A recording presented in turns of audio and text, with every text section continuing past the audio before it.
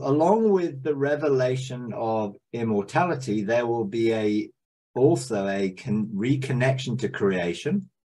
And we will also begin to see sonship and our administration of the kingdom of God begin to increase in authority. And therefore, we will see discoveries come out of heaven, which will increase our ability to produce crops, agriculture, health, education, all sorts of things. And there are lots of things right now being prepared for release: energy, free energy sources, water technology, which will produce irrigation in a completely different way to produce huge crops. There's a lot of stuff going on behind the scenes. So God won't allow us to fill the planet and not have the provision to do so. So if you go back and look at Genesis 1 and you look at the sonship mandate, be fruitful and multiply, increase, fill the earth, subdue and rule. As we begin to rule, we will begin to rule with creation in a relationship which will produce a harvest, a bounty. See, Adam and Eve were told to cultivate or to tend and look after the garden, and the garden fed them, looked after them, protected them in a way. And I think we've got to see a restored relationship with creation, which will bring about a totally different functioning. The curse that caused man to work by the sweat of his brow, which was following the path of independence and the tree of the knowledge of good and evil, if you follow the tree of life, then you'll find its fruit is always in season. So that is what the planet was designed to be, continually fruitful. But when we walked away from God, things changed, and over various sort of things that happened, things changed, and therefore the planetary conditions changed. After the flood, we lost the canopy protecting the earth. We developed ice caps, poles, because the earth was tilted where it wasn't originally. So you have a different perspective. Magnetic fields have shifted in the earth. We're going to find restoration take place. And in that restoration, we're going to find fruitfulness. We'll find that we will be following the tree of life, which is continual fruitfulness, not the tree of the knowledge of good and evil, which is hard labor and hard work. So creation will find a restored relationship with us, and we'll begin to see that there will be a great increase in all sorts of abilities and technology and various discoveries which will enable us to establish heaven on earth as we were originally intended to, and then from this planet go and populate other planets. You know, we have access to a whole system of gates that connect us to the solar system and beyond, once we know how to function in that. And all this stuff, knowledge, is going to be released, but to the right people at the right time, and that's the key. You know, if you release the knowledge to the wrong people, they use it for wrong reasons. So we need to make sure that the right people have the knowledge. And there are people right now who are Christian businessmen, entrepreneurs, billionaires, who are funding the research and development of energy, gravity, energy, agriculture, medicine, in terms of frequency technologies that will bring us into a totally different state than we're in now. But there's got to be a bit of a shaking of the systems which currently exist, because those systems control most of the finance, most of the media, and most of the energy and power. So things will have to shift, and we will be in position as the sons of God to take advantage of those shifts and bring about big, huge changes. So thank you. I reckon before the flood, there could have been anything up to 35 billion people on the planet. Wow. Right. Because there was perfect conditions, and people lived for 900 years or more. So wow. Let's see that would happen. But if they had continued following the tree of life, they would have ended up taking a restored, or Earth was a garden environment to other planets, and bringing those planets, terraforming them, bringing them into fruitfulness and harvest in that way. You know, so no need to be fearful that we're going to run out of resources. God's provided enough for all of us. And in terms of energy resources, we will have access to, I believe, a totally different realm of energy. Now, some of that might come through gravity, some type comes through other things, but I think quantum energy is really where it's at, 0-point energy, drawing from a quantum field that will keep this realm in its correct condition. Our restoration with the solar system and all the planets and their frequencies and resonance and harmony that we're supposed to be in with them will be restored, and we'll find the earth will again become a very, very fruitful place and a starting point for no end to the increase of his government and peace. So expansion, increase, but not for personal gain or for sticking the flag of one nation or another nation on another planet and controlling the resources, but for the benefit of everyone. If you suddenly had billions of tons of gold, it would be worthless. Yeah. Because there'd be so much of it, it wouldn't have any value. The only reason gold is valuable is it's scarce. That's right. And it's not a lot of it. So the same with a lot of things. There's a value on it because there's not much around. You don't find any value on dirt, No. or sand, on the sea. It's like, you might have a few bags of sand for the, kids play thing and everything like that. But bottom line is, no one really values sand much. No. So if there was only, one beach in the world, that sand will probably be extremely valuable. That's right. So if they brought lots and lots of gold back, it would shift the whole value of gold, which would be pretty pointless, really, in a sense, unless they use the gold for things. Now, gold can be used for conductors and all sorts of other things, which is fine. But most of what gold is used is in its value to produce jewelry and currency and other things. And it's often, well, it used to be the gold standard is what they gave the backing for our currency, but we sold it all off. We used to have gold reserves, but we sold it all off, which was not the smartest thing to do. As we mature, that we will be able to use our creative abilities to change one form of matter or into another, because matter can never be destroyed. It can just be changed. So we will have the ability to turn the building blocks of life, the quantum lumens, the living strings of energy that exist, that they will form physical reality around us. So yeah, we could do it different ways, but I think there's a transition. God always transitions things rather than just comes in and does something in a revolutionary way. It's often transition. So as we mature, creation responds, we begin to see change, and then we will begin to function in a higher level of creativity. And then, yeah, we won't need to use resources from the planet to make stuff. We can just choose to call things that be not as if they are, and see that quantum realm manifest that out of the building blocks of all matter, which is light, strings of energy, vibrating strings of energy, which are the foundational particles of every bit of matter. So we will be able to speak to that matter and call it into a form. And that could be food, But then technology, if you look at the Star Trek universe, they had replicators. So they just go to the replicator and say, cup of coffee. And it would replicate that from a memory of the substance of coffee and produce it.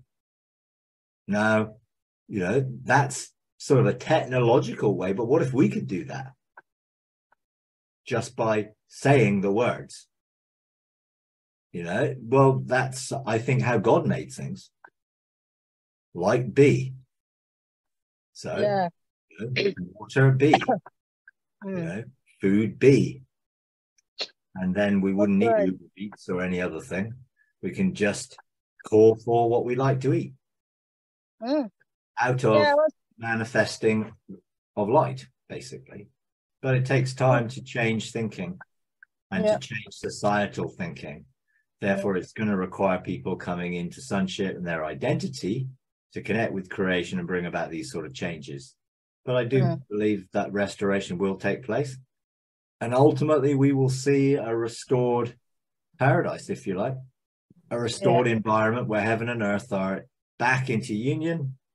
Everything's functioning as it should.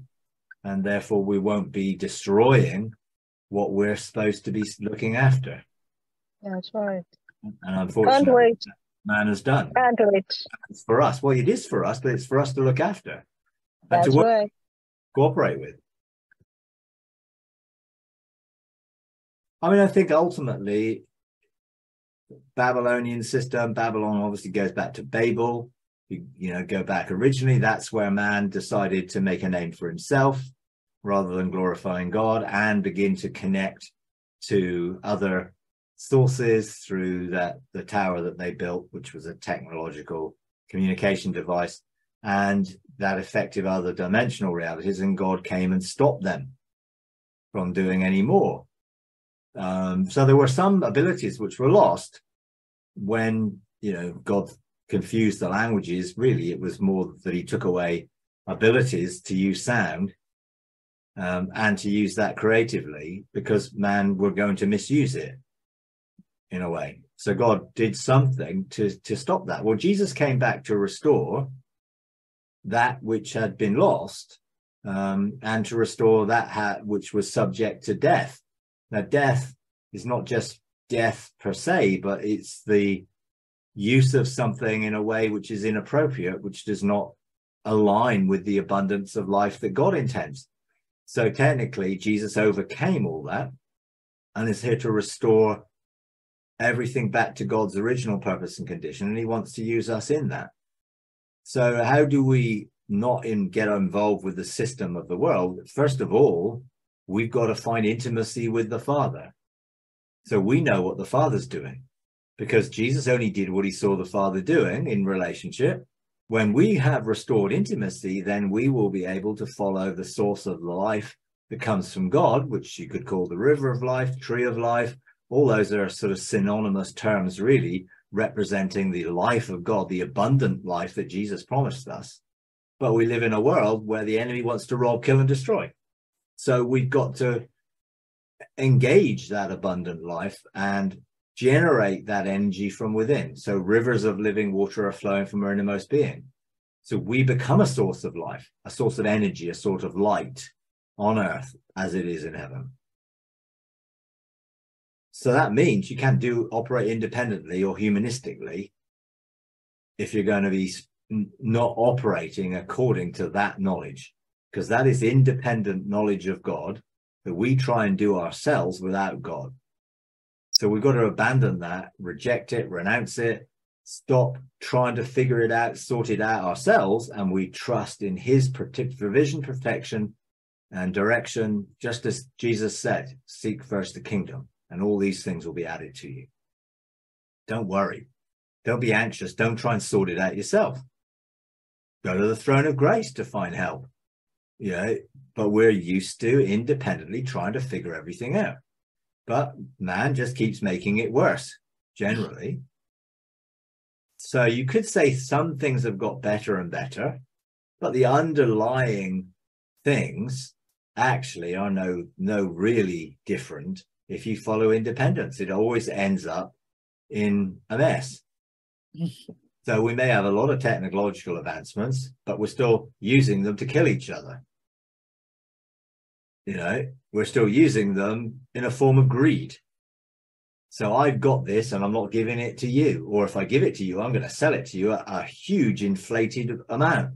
And I'm going to profit from you, which was not covenant. Covenant was what's mine is yours, what's yours is mine. We're in relationship. We're here to bless each other. Totally different dynamic to what we see in the world. So that is the system which the world functions under. So people have to start functioning in another system or another kingdom, which is God's kingdom. It starts with knowing God in intimacy and knowing love, knowing our identity, knowing who we are, and outworking our identity from that place of intimacy with God. Therefore, we don't need to try and figure something out independently. because we have all the knowledge, insight, wisdom we need in our relationship with God. Yeah. And as sons, we have creative ability to be able to steward, to overcome, and to rule, because Jesus took the kingdom from the Father and gave it to us. So it's our responsibility to establish through God's kingdom, which is a kingdom of love, not a violent kingdom or one of war, but one that love never fails, is persistent.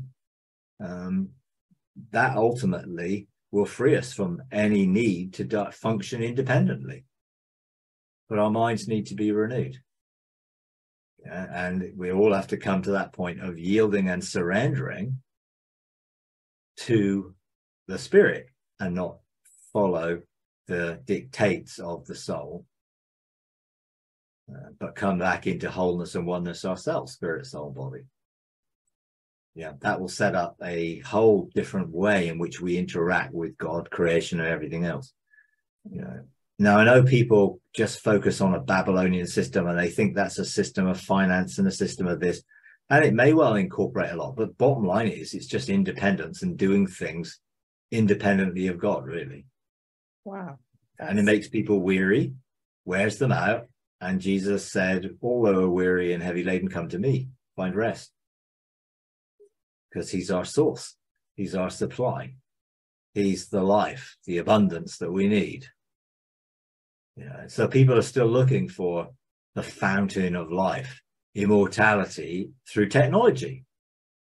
And some people, get cryogenically frozen or have their heads cryogenically frozen so that when medical research thinks they're going to come back to life, they're dead physically. Just because their body was frozen or their brain was frozen doesn't mean that they're there. Just their body's not decomposed. They're somewhere else, one way or another. And people have tried to come up with something that is going to be our solution to the problem of death. Jesus is the solution of the problem of death. He overcame death and brought life and immortality to light through the gospel. Frequency of humanity changed from what it was when God created mankind. Mankind made in the image of God. Humanity is made in its own image. That's the problem. Therefore, it has its own sound, which is a lower frequency sound, which attracts death, not life. The highest frequency is those who live in rest and love and joy and peace and all those amazing positive emotions and attitudes. And those who are angry and bitter and resentful and proud and all this stuff, they tend to attract negativity around their lives.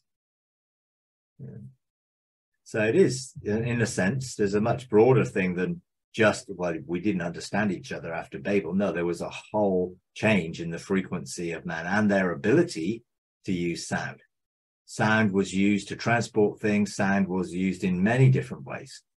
They had abilities in the realm of sound and the power of the voice. When we speak with the voice of God, we speak an authority with authority that brings about change. But you have to know the heart of God to speak with his voice. It's not information. That's the problem. Our educational system has become intellectual information, whereas from God's perspective, knowledge, wisdom, understanding come through relationship with him. So I do believe that there is a cardiogenosis, the knowledge of the heart, which is an imparting of resonant frequencies that align ourselves with God, and we resonate with him in agreement, and there's power in agreement for the manifestation of change. But it comes through frequency. Now that's sound, that's light, but ultimately God said, let there be. So his intention of his heart was spoken with authority, and light responded to his voice and manifested, and it still does. and it will respond to our voice if we know how to address it with the authority of being an oracle of God. Well, there are certain frequencies and certain materials which have the ability to resonate and produce sounds, which in itself carries something of God's intention, creational intention in that. We also have the ability to use sounds as a carrier wave of our intention. So it's like your intention is carried over a carrier wave of sound to impart into something else. And you get that, obviously, in all sorts of technological things. Sound waves, light waves, they can carry information. We know fiber optics carry lots of information within light. So they're now changing and upgrading copper wire as our communication system to fiber optics, which essentially is a different way of having communication take place. And I do believe that's sort of a picture of what happens spiritually in terms of communication and knowledge, which comes through relationship. It's not intellectual information, it is experience. You know that you know what you've experienced. You don't just have someone telling you about it. Yeah. You have experience. And that experience itself brings about a resonance, an agreement, a vibrational energy that this is the, let's say this, here's the truth, and it's vibrating. And you bring something close to the truth, and that is entrained to vibrate at the same frequency. Therefore, it begins to come into agreement with. So the more we spend time close to the heart of God, the more our heart is in alignment with his heart, and we literally resonate with him. Then when we speak, our voice resonates his authority, because we resonate his intention and not our own. Now, ultimately, our intention and his intention will become one. That's what happens when you get close enough to something. You join and become one. Whoever's joined to the Lord is one spirit with him. Yeah, it says in Corinthians. So we just need to be close enough to be joined, to become one, to be in union. And that's really, really important, to be able to see in terms of frequency and harmony and vibration, and all these sort of terminologies which are used in different ways to promote different ideas and philosophies. Ultimately, God is light. There are only three things, well, four if you count fire, but it says God is light, God is spirit, God is love, and God is a consuming fire. The rest of the things are God is like us. So he's like lots of things which are figuratively expressing what he's like to help us understand from our human perspective. But he is light. He is love. Therefore, light and love are synonymous terms. The light of love. Love's light. There's something about the nature of light which carries the ability to create. It is the foundational building blocks of all reality, and forms that reality when it collapses possibilities into realities. But right now, there are billions of possibilities to exist right now of what we're going to do next, what we're going to say next, where we're going to go next. And if we keep choosing those realities from our past experience, then we keep replicating the same life. But if we start choosing those realities out of what we see in God's heart for us, then we start to produce a different life, a life which is aligned to who we really are. So I think we learn a lot about how to vibrate in resonant harmony with God, in that frequency, and then we will be able to be creative in that light will respond to us as it does to respond to God. But we need to make sure we're in tune with the heart of God, so our choices are aligned to his, and we don't act independently doing our own thing. But we're looking at it in a sense of you're in the midst of it, and sometimes it's difficult to see the wood for the trees, because we're looking at it from our present perspective. We need to see it from heaven's perspective. And when we see it from heaven's perspective, it looks different. So what is the Father? The Father's not panicked. No, he's not worried. He's not concerned. It's all in hand. We're in process. But sometimes you can't see the steps that are leading up to the end, to the outworking. You just look around. It's like in Isaiah 60, I think it says, arise, shine, your light has come, and the glory of the Lord has risen upon you. Behold, deep darkness covers the earth. Yes. So often it seems to be dark, and the worst, darkest point is just before dawn. And then the first ray of sunshine breaks in the dawn, and all of a sudden the darkness is dispelled. So we shouldn't be concerned about darkness. We just need to be concerned about being light. We are the light of the world, Jesus said. Okay. He was the light of the world when he was here, and when he left and was going, he said, you're going to be the light of the world. So we need to be manifestations of light, and therefore manifestations of love and spirit. Yeah, that will bring about the change. We can't try and change things. That's what man always does. Let's try and fix this. And then they create a bigger problem there in the first place, because they're still using the tree of the knowledge of good and evil to try and fix it. Oh. So let's not try and fix the problems of the world.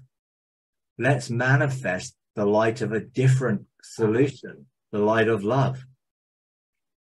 And more people, when they experience love and are transformed by love and come into their true identity, will begin to tip the balance to bring about the change needed, because more people will be resonating with the Father's heart, and more people will have that balance. Now, I equate what we're doing in process with, think of it like a seesaw, like a balance beam. Yeah. It's like, let's say the darkness is on one end, and it seems that the light is up in the air and the weight is on the darkness side. Seems to be a lot more darkness than there does light, and it seems to be that the world is in a terrible state, in deep darkness. But one by one, as every person understands who they are and becomes light, they get added to the other side of the seesaw. And until the last person gets added, it still appears it's like this. But then it starts to tip. Because now, let's say there's equal. Then you add one to this side, bang. Yeah. Everything starts to slide the other way.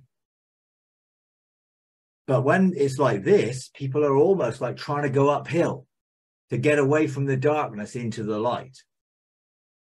But you can't do it in your own strength. You have to become the light of the world by a manifestation of sonship as revealed in our relationship with the Father. So as more and more people embrace who they are in the love of God, the more and more is added to that beam. And it might seem that until the very last person actually gets added, that this is still darkness prevails.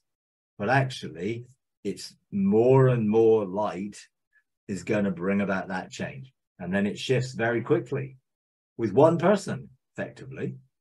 When you know, on a seesaw, we used to be on the seesaw, and we used to basically get as many people on one end as we could, and, we had one person on the other end, and we would almost bounce them up in the air because we would like bang.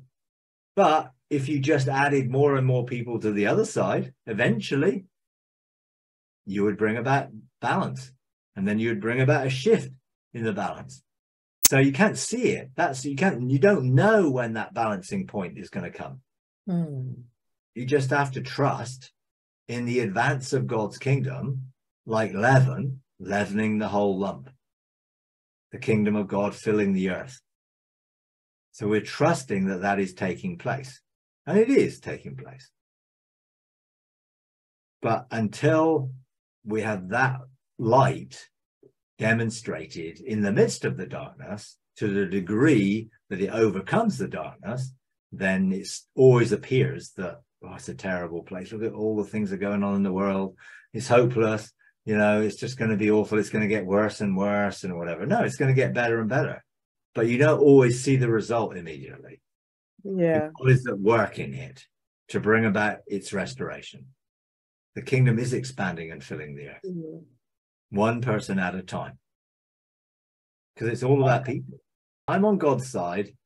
I'm agreeing with him, and he's not fazed by what's going on. You know, he knows that everything is in process, and there is an increase going on. There's no end to the increase of his government and peace. You know, and the more of his government increases, the more peace comes. Because people stop fighting and arguing when they're in agreement with one another in love. So the more people who see themselves as brothers and sisters in love, the less their need is to argue and fight and try and win. Because relationship is what's important. You know, so more and more people are discovering love. More and more people are beginning to realize who they really are as sons of God. And start operating in that amazing power and authority that we have, being seated in heavenly places, included in what Jesus has done, and are a manifestation of what he's done. But the world is looking for it, desperate for it. We need to manifest it. I don't believe we can change a system which is fundamentally not God created. So, you know, did God create the education system? No. But does God want to teach us? Yes. Does God want to communicate to us? Yes. Does he want to reveal himself to us? Yes. So we have to look at, it's not just the system of education, it's how people are educated. And I don't believe that's ever going to come by someone trying to teach them knowledge or information. It's going to come by experience. So life experiences are way, way better than pieces of information you learn as a kid. So our experience with God and our relationship with God is what will bring about the knowledge and wisdom and understanding we need. So what we need to do is, rather than change a system which is fundamentally flawed, we need to encourage people to engage with the truth, Jesus, the Spirit of truth. When they begin to engage the truth experientially, they will know the truth, and the truth that they know will set them free. Information won't set you free. The truth that you know will set you free, and you have to know it by experience for it to become testimony. And our testimony is powerful. Our testimony is the glory that we carry, the weight of what we know to be true by experience. So we need to teach children how to experience God, how to have encounters with God, how to know him. So he'll teach them. No, I'm not saying they won't go to school, or the education system per se won't have a part to play in them learning to read or write or anything else. I'm not knocking that. That's what the world we live in, and there's certain things we need to know. But ultimately, none of that is going to solve the world's problems. We need a deeper knowledge, a deeper experience, which is going to be transformatory, which will reveal the true nature of who we are. The school system doesn't teach you who you are. It teaches you information about how to live in the world. Not all of it. You never ever use in the rest of your life. No. I mean, how often do I use calculus in my daily life? What I learned to do in maths? Never. You know, I hated it. You know, I did use it in my job once upon a time, occasionally, but what a waste of time teaching me that. No, if you were going to become a mathematician, or your whole job was working at stuff, then it's very useful. But didn't the proverb say, train up a child in the way he should go? So everyone should be educated according to their identity and purpose, not carte blanche, putting everyone in the same boat and saying, this is the information you need to know. What's the point of giving someone a scientific education when they're a musician? Okay, there may be some mathematical things within music, but generally, someone who is born to be a musician needs to be trained in music. And you'll find most schools don't do that. No. You may have music once a week. And no one taught me anything in music whatsoever. Other than, I remember once we learned the scale, and we learned to use a little mnemonic to remember the scale. All good boys eat grass or something. I don't know. It was rubbish. It made any sense. But we learned something that didn't have any meaning to you unless you were a musician. Because it didn't have any meaning to me whatsoever. I was like, yeah, what's that mean? Okay, so you've got this treble clef and you've got a bass clef. Now I still remember that information. I've got a head full of information like that.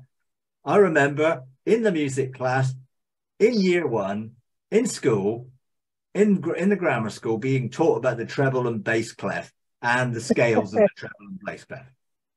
Oh, good. I remember it, but it didn't help me when I wanted to learn guitar, really, because I didn't have any rhythm.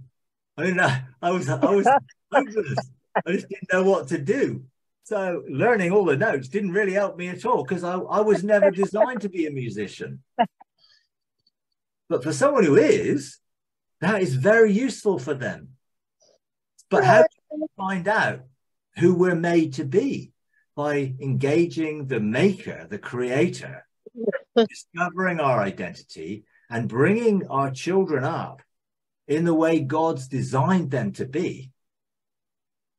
Because that means they will begin to know what they need to know.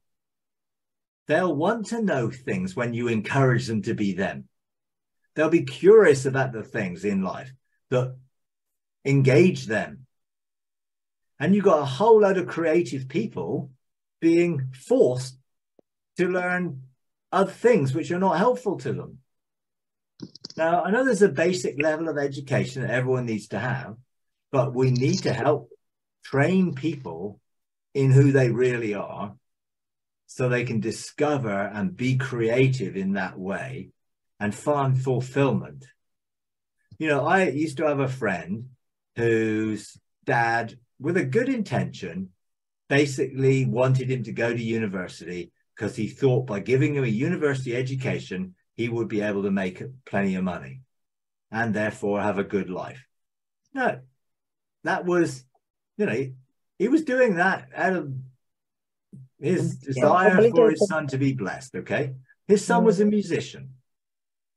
All his son wanted to do was play guitar, write songs, do that. But he went to university, he got on the corporate banking ladder, he ended up sort of, making lots of money and being very unhappy. Then he discovered a relationship with God, which unlocked his creativity.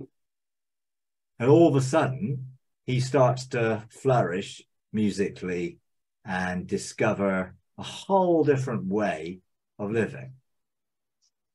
Now, what would have he done if he was encouraged to be a musician when he was 18, 17, rather than being sent to university? What if he was encouraged to go to music school or to go to a creative arts school? Because that's what was inside him bursting to get out. And yet he was forced to go to business school, education or whatever, become a banker or become a financial person and be miserable. Because he wasn't brought up in the way he should go. So I think the education system really needs to train people in who they are so they can fulfill who they are. And then you'll have a whole load of people going around being who they are and blessing everyone else who's being who they are. Because that's what covenant is. Me being me blesses you. You being you blesses me, and we bless each other. That's what the world needs, a covenantal way of living in a form of blessing, not trying to make money. Because all of the education system is designed to equip you to make money, to get a job. That's its premise. That's what's behind it all. But it also says, I think in Proverbs, that a man's gift makes way for him. When you are truly expressing who you are, there is a place in the world for you to be who you are and fulfill who you are in your destiny. Because your destiny scroll is an expression of who you are. It's not a list of tasks to fulfill. It's an outworking of your identity. That's what we need to educate people in, help them to discover who they are. And we'll find the world will be a very much happier place when people are free to be themselves, not being pushed into some corporate mold. That's why it says in Romans 12, do not be conformed to this world.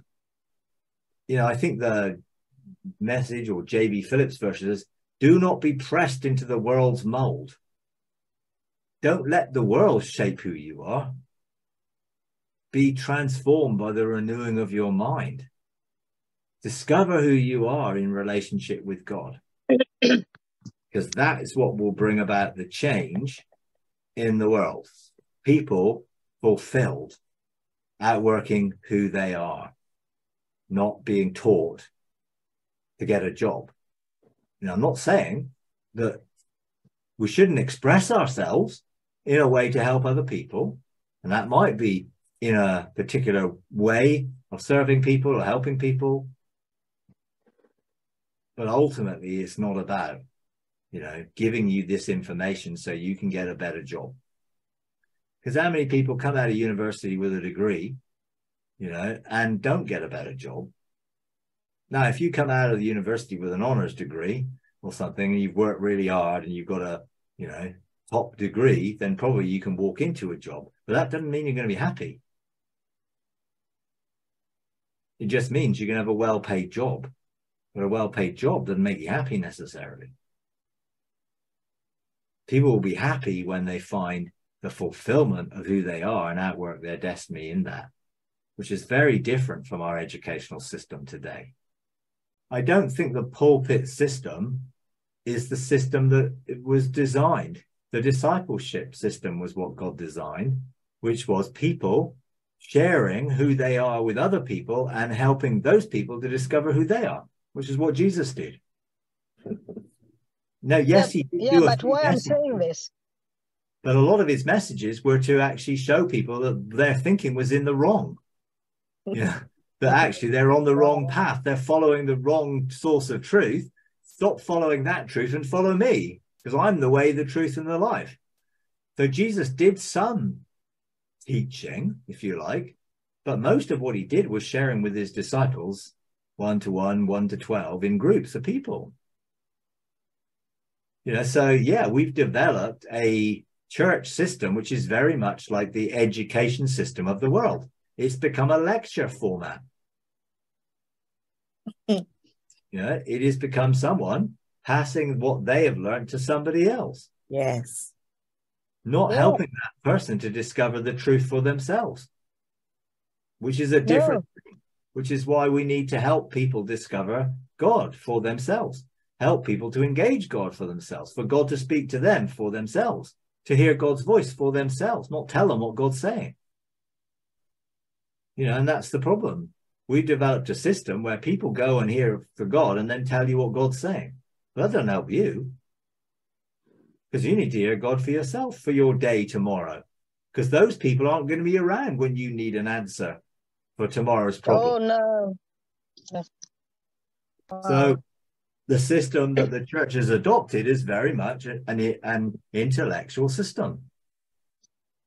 So we've just become conformed to the world's way of doing things, rather than it being an experiential thing of let's encounter God together.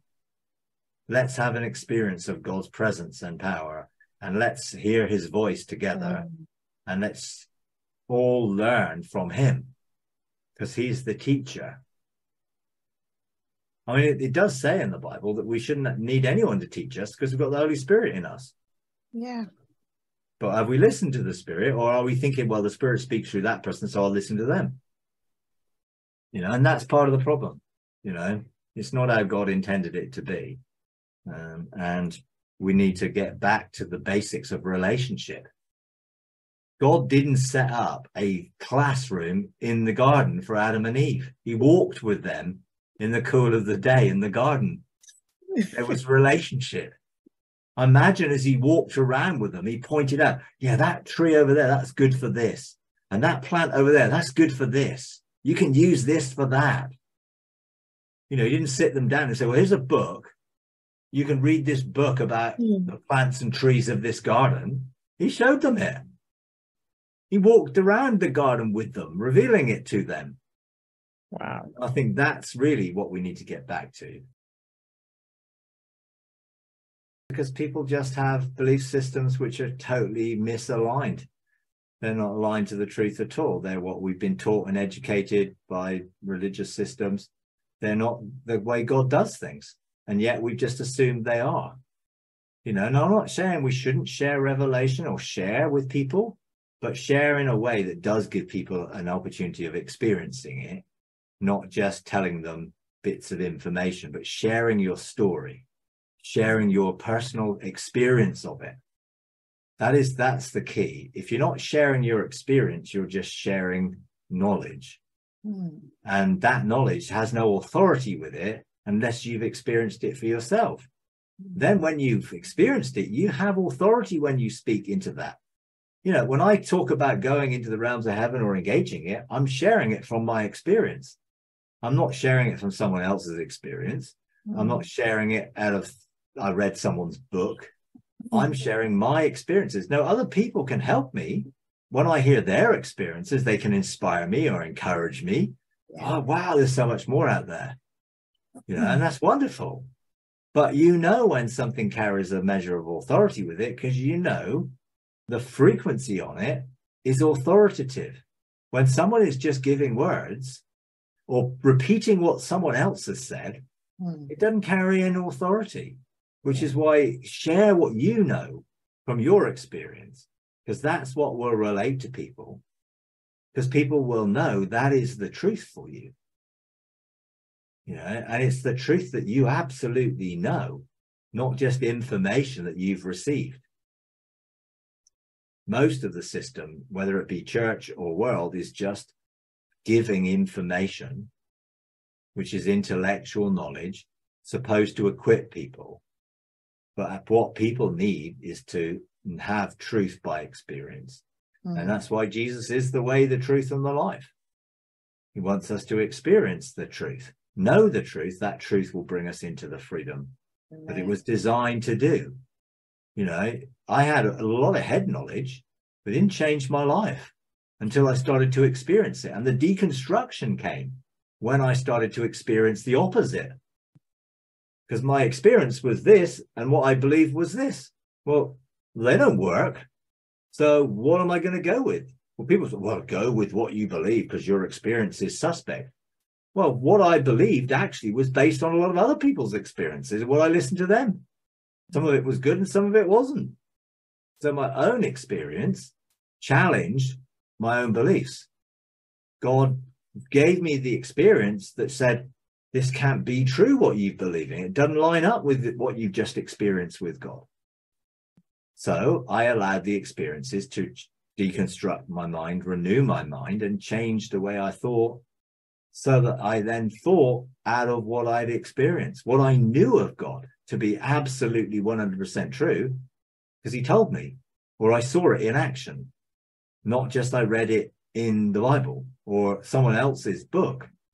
Now, I'm not saying we can't be inspired, but we need to pursue it ourselves every generation, every person needs, you can't go on your mother, father, grandfather's experience. You've got to go on yours.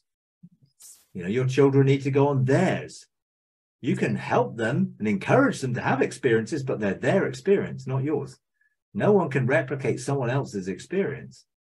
Wow. To have their own. And I think that's the whole way God wants us to learn and grow and mature, is by having those experiences which change us and affirm the truth in our minds and hearts and lives.